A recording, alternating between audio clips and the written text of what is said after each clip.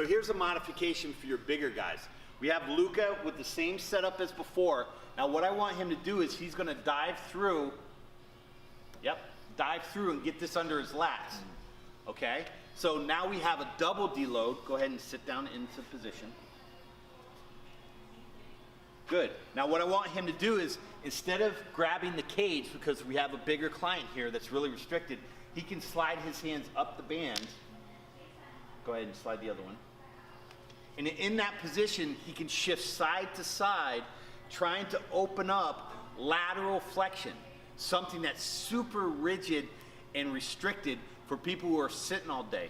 So this double band setup is a way to help your bigger clients and most restricted people get into a more functional position, bottom position, and start exploring where they're resisted and where they're rigid. Once we find those positions, we start breathing in those positions, and that's gonna help us unlock that bottom position. Once we clean up the pattern, increase the range of motion, then we begin to anchor that range of motion with external load and some other techniques like slow eccentrics and isometrics. So this is just a modification to the other technique for your most restricted or larger clients.